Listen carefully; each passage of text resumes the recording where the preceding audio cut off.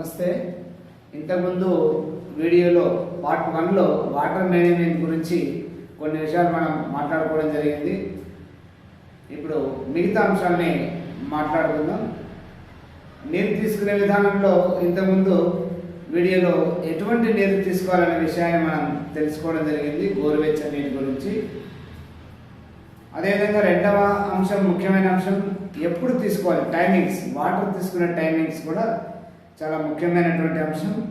ఇందులో మన దినం ప్రారంభంలో నిద్ర నుంచి లేచిన వెంటనే, తెల్లవారుజామున లేచిన వెంటనే ప్రతి ఒక్కరూ దాహం వేసినా వేయకపోయినా తప్పకుండా 2 నుంచి 3 గ్లాసుల గోరువెచ్చని నీళ్లు తెల్లవారుజామున మొట్టమొదట మన నిద్ర నుంచి లేచిన తర్వాత చేయవలసిన పని. ఆ తర్వాత అంటే మినిమం 2 నుంచి 3 గ్లాసులు, అంటే మినిమం ½ లీటర్, మ్యాక్సిమం 1 లీటర్. ఎవరికి ఎంత వీలైతే అంత తీసుకోవచ్చు. మినిమం ½ లీటర్ నుంచి 1 లీటర్ వరకు.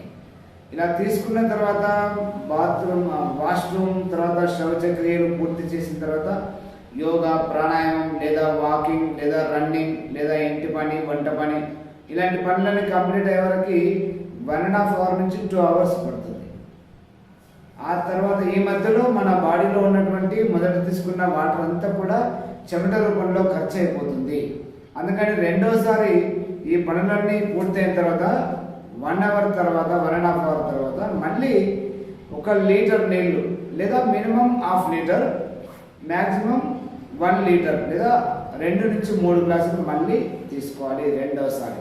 ఈ 2 సార్లు కూడా, ఈ 2 విడతల్లో తీసుకునే నీరు కూడా బ్రేక్ఫాస్ట్ కంటే ముందుగానే 2 విడతల్లో లీటర్న్నర నుంచి, మినిమం లీటర్న్నర నుంచి మ్యాక్సిమం 2 లీటర్ల నీళ్లు బ్రేక్ఫాస్ట్ కంటే ముందుగానే తీసుకోవాలి. ఇలా తీసుకోవడం వల్ల మన యొక్క డైజెస్టివ్ ట్రాక్, అంటే దీన్ని జీర్ణనాళం అంటాం, ఇదే ఎలిమెంటరీ కెనాల్, ఇది మన యొక్క నోటి నుంచి ప్రారంభమవుతుంది. మన యొక్క జీర్ణనాళం, డైజెస్టివ్ ట్రాక్ మన యానస్, మలద్వారంతో ముగుస్తుంది. ఆ మధ్యలో ఇదంతా ఒకటి ట్యూబ్. ఈ మధ్యలో జీర్ణాశయం, ఆ తర్వాత స్మాల్ ఇంటెస్టైన్, అలాగే లార్జ్ ఇంటెస్టైన్, ఆ తర్వాత రెక్టమ్, చివరిగా యానస్తో ముగుస్తుంది. ఈ మొత్తం ట్యూబ్ని ప్రతిరోజు మనం క్లీన్ చేయాలి. దీన్ని రోజు మనం క్లీన్ చేస్తేనే మన శరీరంలో అంతర్గతంగా క్లీన్ అయినట్టుగా, శుద్ధి చేయబడినట్టుగా మనం భావించాలి.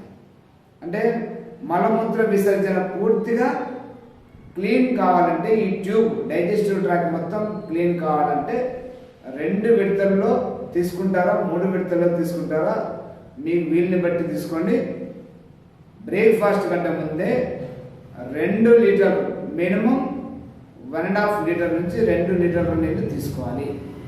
తర్వాత ఇలా తీసుకోవడం వల్ల మొదటిసారి కడుపు నిండా నీళ్లు తాగినప్పుడు మల విసర్జన సాఫీగా వస్తుంది. కొంతమందికి మలబద్ధకంతో బాధపడేటటువంటి వాళ్ళకి సాఫీగా రాకపోవచ్చు, అంటే మొత్తం ఖాళీ కాకపోవచ్చు. అటువంటి వాళ్ళకి రెండోసారి తీసుకున్నటువంటి నీటి ద్వారా పూర్తిగా లార్జ్ ఇంటెస్టైన్, మల విసర్జన సాఫీగా జరుగుతుంది, ఇంటెస్టైన్ సిస్టమ్ అంతా క్లీన్ అవుతుంది. ఇలా చేయాలి.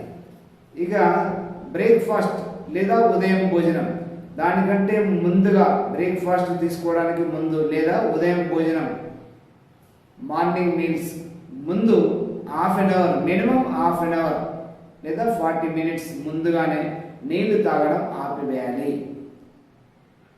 ఎందుకు చేయాలి ఇలాగా? మనం చేసినటువంటి భోజనం ఇన్ టైంలో డైజెస్ట్ కావాలంటే జీర్ణాశయంలో డైజెస్టివ్ ఎంజైమ్స్ ఒక నిష్పత్తిలో రిలీజ్ అయి ఉండాలి, ప్రొడ్యూస్ అయి ఉండాలి. అలాగే యాసిడ్ యొక్క గాఢత, HCl, హైడ్రోక్లోరిక్ యాసిడ్. అలాగే మన యొక్క జీర్ణాశయంలో, స్టమక్లో టెంపరేచర్ కూడా సర్టన్ డిగ్రీ టెంపరేచర్, ఉష్ణోగ్రత మెయింటైన్స్ అయి ఉండాలి, జరిగి ఉండాలి. ఈ 2 జరిగి ఉన్నప్పుడే మన యొక్క జీర్ణాశయం యాక్టివ్గా ఉంటుంది, అగ్ని ప్రదీప్తమైనప్పుడే. ఒకవేళ ముందు మనము కొంతమంది వాట్సాప్లో కానీ పేపర్లో కానీ చూసి సలహాలు, కొంతమంది తెలిసి తెలియని వాళ్ళు ఇచ్చే సలహాల ప్రకారం భోజనానికి ముందు మీరు 1 గ్లాసు నీళ్ళు తాగండి, భోజనానికి మధ్యలో కంప్లీట్ అయినాక 1 గ్లాసు నీళ్ళు తాగండి, దీంతో మీరు ఎక్కువ భోజనం చేయకుండా లిమిట్గా తింటారు, దానివల్ల బరువు తగ్గొచ్చు అని రకరకాల అభిప్రాయాలు చెప్తుంటారు. అది కరెక్ట్ పద్ధతి కాదు. భోజనానికి ముందు నీళ్లు తాగకూడదు. అలా తాగితే ఏమవుతుంది, మనం తినేటటువంటి చేసినటువంటి భోజనం డైజెస్ట్ కాకుండా చెడిపోతుంది. అంటే మన జీర్ణాశయంలో విడుదలైనటువంటి acid, hydrochloric acid, digestive enzymes dilute అవుతాయి, అగ్ని కూడా చల్లబడుతుంది. దీంతోనే జీర్ణాశయం ఇనాక్టివ్ అవుతుంది. అందుకని మన జీర్ణాశయం ఇనాక్టివ్ ఉన్నప్పుడు మనం భోజనం చేయకూడదు. అందుకని భోజనానికి ముందుగానే అరగంట 40 నిమిషాల ముందుగానే నీళ్లు తాగడం ఆపివేయాలి. ఒకవేళ నీళ్లు తాగితే అరగంట 40 నిమిషాల తర్వాత మాత్రమే భోజనం చేయవలసి ఉంటుంది. అలాగే భోజనానికి మధ్య మధ్యలో కొంతమంది ఒక గుక్క భోజనం రెండో పక్క నుంచి నీళ్లు తాగుతూ ఉంటారు. అలా తీసుకోకూడదు. అలా తీసుకుంటే ఏమవుతుంది, నీరు తర్వాత భోజనం రెండు కలిపి మన స్టమక్ నిండుగా ఉబ్బిపోతుంది. దాంతో స్టమక్ పెరుగుతుంది, అలాగే ఇండైజెషన్కి దారితీస్తుంది. అందుకని ఎప్పుడైనా గొంతులో మధ్యలో ఇబ్బంది కలిగినప్పుడే ఒక గుక్క నీళ్ళు మాత్రమే తీసుకోవాలి. ఇక భోజనం పూర్తయిన తర్వాత గొంతుని శుభ్రం చేసుకోవడానికి మాత్రమే ఒక గుక్క నీళ్ళు తీసుకోవాలి. కొంతమంది భోజనం కంప్లీట్ అయిన తర్వాత మిగిలినటువంటి భాగం అంతా కూడా మళ్ళీ నీళ్ళతో నింపిస్తారు. ఇలా చేయకూడదు. అలా చేస్తే స్టమక్ ముందుకు సాగుతుంది, మనం తిన్నది మొత్తం డైజెస్ట్ కాకుండా ఇండైజెస్ట్ అవుతుంది.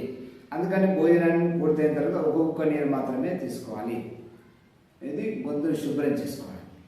తర్వాత భోజనం కంప్లీట్ అయిన తర్వాత 1 అవర్, 1 గంట తర్వాతనే మనం నీళ్లు తాగాలి, వాటర్ తీసుకోవాలి. ఒకవేళ మినిమం ఇంకా మనం అంత లోపలనే తాగాలనుకుంటే మినిమం 40 మినిట్స్ గ్యాప్ మెయింటైన్ చేయాలి. 40 మినిట్స్ తర్వాతనే. మామూలుగా యావరేజ్గా 1 అవర్ ఉంటే ఇంకా బాగుంటుంది. ఈ లోపల మనం తిన్నటువంటి స్టమక్లో మనం తిన్నటువంటి భోజనం అంతా కరెక్ట్గా ఇన్ టైంలో పేస్ట్ లాగా డైజెస్ట్ అవుతుంది, మెత్తగా గ్రైండింగ్ అవుతుంది. ఆ తర్వాత గంట తర్వాత మనం నీళ్లు తాగడం వల్ల, వాటర్ తీసుకోవడం వల్ల అది మొత్తం జ్యూస్గా మారుతుంది. అప్పుడు అది మన బాడీకి అబ్జర్వేషన్ అవుతుంది. అందుకని గంట తర్వాత నుంచి మనం నీరు తాగడం మొదలు పెట్టాలి. దాహం వేసినప్పుడల్లా నీళ్లు తాగవచ్చు, లేదా ప్రతి గంటకు ఒకసారి ఒక హాఫ్ గ్లాసు అలా నీళ్లు తాగవచ్చు. తిరిగి మనం భోజనం చేసే సమయం వరకు. ఇది భోజనానికి ముందు, భోజనానికి వెనకాల. ఉదయం లేచిన తర్వాత బ్రేక్ఫాస్ట్కి ముందు, తర్వాత బ్రేక్ఫాస్ట్ తర్వాత. మధ్యాహ్నం భోజనంలో కూడా ఇదే మెయింటైన్ చేయాలి. భోజనానికి ముందు అరగంట 40 నిమిషాల ముందు నీళ్ళు తాగడం ఆపేయాలి. భోజనం తర్వాత 1 అవర్ తర్వాత నీళ్ళు తీసుకోవాలి. ఇది ఇకపోతే చివరిగా రాత్రి పడుకునే ముందు తప్పకుండా 1 గ్లాస్ గోరువెచ్చని నీళ్ళు తాగి పడుకోవాలి. దీంతో రాత్రి అంతా కూడా మన దేహంలో జరగాల్సిన జీవన క్రియలకు సరిపోతుంది. రెండవది, ఇలా నీళ్లు తాగడం మధ్య మధ్యలో దాహం వేయకుండా నీళ్లు తాగాలనుకున్నప్పుడు కొద్ది కొద్దిగా తాగాలి. ఎప్పుడైతే దాహం వేస్తుందో అప్పుడు కడుపు నిండా నీళ్లు తాగవచ్చు. దాహం వేయకుండా కడుపు నిండా నీళ్లు తాగాల్సిన సమయం ఓన్లీ ఎర్లీ మార్నింగ్, నిద్ర నుంచి లేచిన వెంటనే. ఇది ఒక్క సమయంలో మాత్రమే తీసుకోవాలి. ఇది నీరు తీసుకునేటటువంటి సమయాలు. నీరు తీసుకోకూడని, వాటర్ తీసుకోకూడని సమయాలు కూడా కొన్ని ఉంటాయి. ఇలాగా మనం మూత్ర విసర్జనకు వెళ్ళి వచ్చిన వెంటనే నీరు తాగకూడదు. అలా తాగితే మూత్ర సంబంధ సమస్యలు వస్తాయి. మల విసర్జనకు వెళ్ళి వచ్చిన వెంటనే నీరు తాగకూడదు. అలా అయితే మలబద్ధకం పెరుగుతుంది. అందుకని ఏం చేయాలి, ముందుగా మూత్ర విసర్జనకు వెళ్ళక ముందుగానే కడుపు నిండా నీళ్లు తాగి మూత్ర విసర్జనకు వెళ్ళడం వల్ల మొత్తం ఖాళీ అవుతుంది. అది మంచి పద్ధతి. అలాగే మల విసర్జనకు ముందు కూడా ఇలాగే చేయాలి. కడుపు నిండా నీళ్లు తాగి మల విసర్జనకు వెళ్ళవచ్చు. దాంతో స్టమక్ ఈజీగా ఖాళీ అవుతుంది. వెళ్ళి వచ్చిన వెంటనే నీరు తాగకూడదు. అలాగే స్నానం చేసి వచ్చిన వెంటనే నీళ్లు తాగకూడదు. అలా తాగితే ఊపిరితిత్తులో, లంగ్స్లో నీరు చేరేటటువంటి న్యూమోనియా సమస్య, శ్వాస సంబంధ వ్యాధులు, న్యూమోనియా వచ్చే అవకాశం ఉంటుంది. అందుకనే స్నానానికి వెళ్ళే కంటే ముందుగానే కడుపు నిండా నీళ్లు తాగి వెళ్ళి స్నానం చేయడం మంచి పద్ధతి. అలాగే భోజనం చేసిన వెంటనే స్నానం చేయకూడదు. అలా చేస్తే ఏమవుతుంది, మనం తిన్న భోజనం అంతా ఇండైజెస్ట్ అవుతుంది. అందుకనే స్నానానికి ముందు కడుపు నిండా నీళ్లు తాగవచ్చు. అలా తర్వాత ఎండ నుంచి నీడకు వచ్చిన వెంటనే మనం నీళ్లు తాగకూడదు. అలా తాగితే మనలో పిత్తం 2 ఇంతలు పెరుగుతుంది, వేడి. అందుకని ఎండ నుంచి నీడకు వచ్చినప్పుడు 10-15 నిమిషాలు ఆగి మన యొక్క బాడీ టెంపరేచర్ నార్మల్ అయిన తర్వాత తాగవచ్చు. మనం బాగా పరిగెత్తి బాగా అలసటతో ఉన్నప్పుడు నీళ్లు తాగకూడదు. అలసట నార్మల్ అయిన తర్వాత ఒక 10 నిమిషాలు ఆగి నీరు తాగాలి. ఈ విధంగా నీరు తాగకూడనటువంటి సమయాలు. తర్వాత 3వ అంశం, నీరు తాగేటటువంటి విషయంలో ఎలా తీసుకోవాలి నీరు, ఇది కూడా చాలా ముఖ్యమైన అంశం. చాలామంది నీరు ఎలా తీసుకుంటారు, బాటిల్ ఎత్తారంటే గడ్డ తాగేస్తారు, బాటిల్ గడ్డ తాగేస్తారు. అలా తాగకూడదు. నీరు ఎలా తాగాలి చూడండి, ఒకసారి నేను చూపిస్తాను.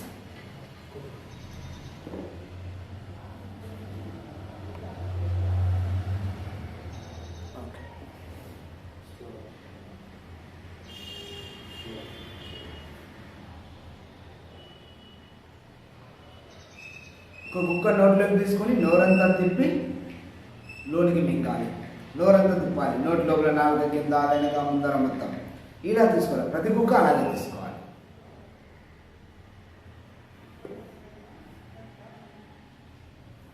ఇలా తీసుకోవాలి. మనం ఎన్ని నీళ్ళు అయినా ఇలాగే తీసుకోవాలి. ఒక్కొక్క కుక్క నోరంతా తిప్పి నోట్లో ఉన్నటువంటి లాలాజలం మొత్తం ఈ నీటిలో కలిసే విధంగా లాలాజలం మొత్తం నీటిలో కలిసి స్టమక్ లోనికి వెళ్ళాలి. ఇలా తీసుకోవాలి. గటగట తాగకూడదు. ఎందుకలా, మన నోటి లోపల లాలాజలం సెలైవా విడుదలవుతుంది. ఇది ఆల్కలైన్ అంటే ఇది క్షార స్వభావం కలిగి ఉంటుంది. మన స్టమక్లో యాసిడ్ రిలీజ్ అవుతుంది, హైడ్రోక్లోరిక్ యాసిడ్. మన స్టమక్ యొక్క స్వభావం, అది నేచర్, మన బాడీ యొక్క నేచర్. మన స్టమక్లో నిరంతరం యాసిడ్స్ రిలీజ్ అవుతూ ఉంటాయి, హైడ్రోక్లోరిక్ యాసిడ్. ఆ యాసిడ్ లెవెల్ పెరిగిపోతే ఏమవుతుంది, స్టమక్లో ఎసిడిటీకి దారితీస్తుంది. అలాగే మన యొక్క ఎసిడిటీ ఏం చేస్తుంది, మన యొక్క పేగుల యొక్క గోడల్ని కాల్చివేస్తుంది. దాంతో అల్సర్ స్టార్ట్ అవుతుంది, అల్సర్ నుంచి క్యాన్సర్ స్టార్ట్ అవుతుంది. అందుకని ఆ యాసిడ్ని న్యూట్రల్ చేసేది లాలాజలం మాత్రమే, అంటే ఆమ్లాన్ని న్యూట్రల్ చేసేది క్షారం మాత్రమే. మామూలుగా నోరంతా తిప్పకుండా మామూలుగా తాగడం వల్ల డైల్యూట్ అవుతుంది తప్ప న్యూట్రల్ కాదు. ఎప్పుడైతే లాలాజలం వెళ్ళి దానికి కలుస్తుందో, క్షారం కలిస్తేనే యాసిడ్ న్యూట్రల్ అవుతుంది. ఇలా స్టమక్లో యాసిడ్ లెవెల్ పెరిగితే ఏమవుతుంది, మన బాడీలో వాతం పెరుగుతుంది. వాతం అంటే వాతానికి సంబంధించిన 70% వ్యాధులు అనేక రకాలు ఉంటాయి. వాతం పెరిగితే మన బాడీలో జాయింట్ పెయిన్స్, బాడీ పెయిన్స్, రకరకాల వాత సంబంధ వ్యాధులు వస్తాయి. అందుకని ఎవరి స్టమక్ అయితే న్యూట్రల్గా ఉంటుందో వాళ్ళకి 70% వాత సంబంధ వ్యాధులు రాకుండా ఉంటాయి. దీనికోసమే మన పూర్వీకులు ఏమంటారు, అలాగే మన కడుపు చల్లగా కూడా ఉంటుంది. అలా మన స్టమక్ ఎప్పుడైతే న్యూట్రల్గా ఉంటుందో మన కడుపు చల్లగా కూడా ఉంటుంది. ఈ విధంగా ఉండడం వల్ల వాత సంబంధ వ్యాధులు రాకుండా ఉంటాయి. అందుకని మన పూర్వీకులు గ్రామాల్లో వెళ్తే మనం ఎవరికైనా హెల్ప్ చేస్తే వాళ్ళు ఏం చెప్తారు, వెంటనే మనలాగా థ్యాంక్స్ చెప్పారు, నీ కడుపు చల్లగా ఉండా అంటారు. అంటే నీ కడుపు చల్లగా ఉండా అనే ఒక సెంటెన్స్, సూక్తి మాట ఏదైతే ఉందో అది వెనుకున్నటువంటి సైంటిఫిక్ రీజన్ ఇది. అంటే మన స్టమక్, ఎవరి స్టమక్ అయితే చల్లగా న్యూట్రల్గా ఉంటుందో వారికి 70% వ్యాధులు రాకుండా ఉంటాయి జీవితంలో. అందుకని నోరంతా తిప్పి తాగాలి. నోటి లోపల సలైవా లాలాజలం ఉంటుంది కదా, అది క్షార స్వభావం కలిగి ఉంటుంది. నోట్లో ఒక డ్రాప్ కూడా లాలాజలం సలైవా బయట వేసేది కాదు. ఎప్పుడైతే నోట్లో మనకి ఇబ్బంది కలుగుతుందో, కఫం వస్తుందో అప్పుడు మాత్రమే లాలాజలం బయట వేయాలి. కానీ ప్రతి డ్రాప్ అది లోనికి వెళ్ళవలసింది. లాలాజలం ఎంతో ముఖ్యమైనటువంటి, దీని యొక్క ప్రభావం జీర్ణ వ్యవస్థలో కూడా బాగా పనిచేస్తుంది. లాలాజలం ఈ విధంగా మనం ప్రతి కుక్క కూడా నోరంతా తిప్పి తాగడం వల్ల మన జీర్ణ వ్యవస్థ, డైజెషన్ సిస్టమ్ ఇంప్రూవ్ అవుతుంది. అలాగే మనలో అధికంగా ఉన్నటువంటి ఫ్యాట్ కూడా బరువు తగ్గడానికి ఎక్కువగా దీని యొక్క ప్రభావం చూపిస్తుంది. అందుకని ఈ విధంగా తాగాలి నీరు. అలాగే నీరు ఎలా తాగాలి, నిలబడి నీరు ఎప్పుడు కూడా తాగకూడదు. నీరు ఎప్పుడైనా కూర్చొని తాగాలి. కనీసం నీరు తాగడానికి కింద కూర్చోడానికి వీలు కాకపోతే కనీసం కుర్చీలో అయినా కూర్చొని, ఇలా కుర్చీలో కూర్చొనైనా నీరు తీసుకోవాలి. నిలబడి నీరు తాగడం వల్ల అపెండిసైటిస్ వచ్చే ప్రమాదం ఉంటుంది. అలాగే జాయింట్ పెయిన్స్ కూడా పెరిగే అవకాశం ఉంటుంది. నీరు ఎప్పుడైనా ప్రతి కుక్క ఇలాగే తాగాలి, నోరంతా తిప్పి కూర్చొని తాగాలి. తర్వాత నీరు తీసుకునే విధానంలో క్వాంటిటీ విషయం, అందరికీ ఒకే విధమైన క్వాంటిటీ ఉండదు, లేదా అన్ని సీజన్లో ఒకే విధమైన క్వాంటిటీ ఉండదు. క్వాంటిటీ 3 అంశాలపైన ఆధారపడి ఉంది. చాలామంది చెప్తుంటారు, మినిమం 3 లీటర్లు తీసుకోండి, రోజు 4 లీటర్లు తీసుకోండి. కొంతమంది చెప్తారు 5 లీటర్లు తీసుకోండి, మరి కొంతమంది 6 లీటర్లు తీసుకోండి అని చెప్తారు.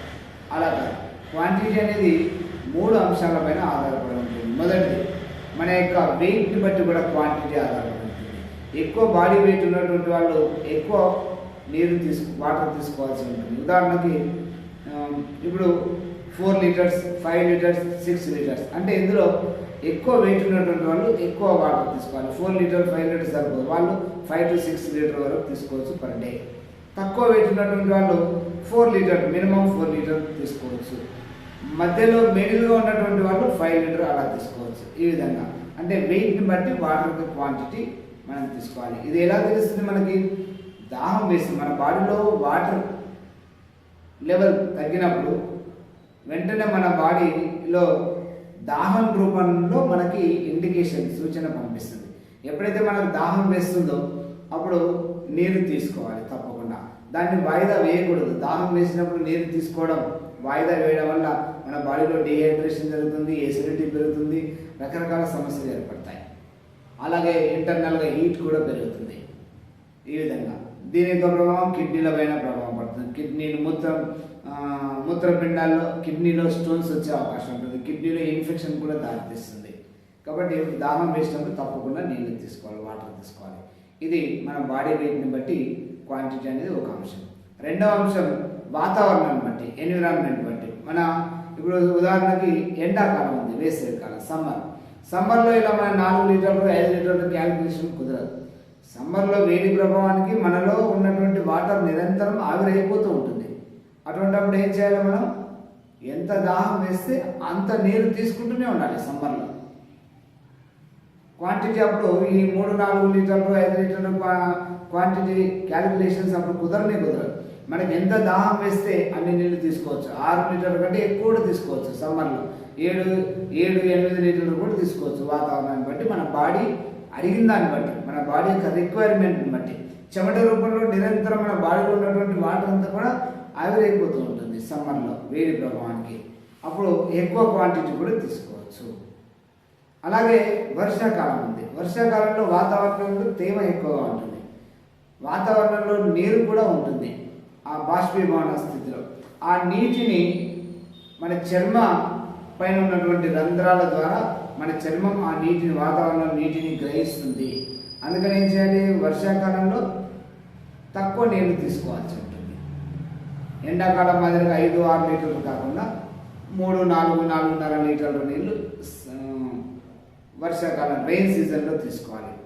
అలాగే శీతాకాలం విషయానికి వస్తే బ్యాలెన్స్డ్గా తీసుకోవాలి. అంటే మనకు దాహం వేసినప్పుడే నీళ్లు తీసుకోవాలి. దాహం వేయకుండా నీళ్లు పదే తీసుకుంటూ ఉండవద్దు. చాలామంది చెప్తుంటారు బాగా నీళ్లు తాగండి, బాగా నీళ్లు తాగండి.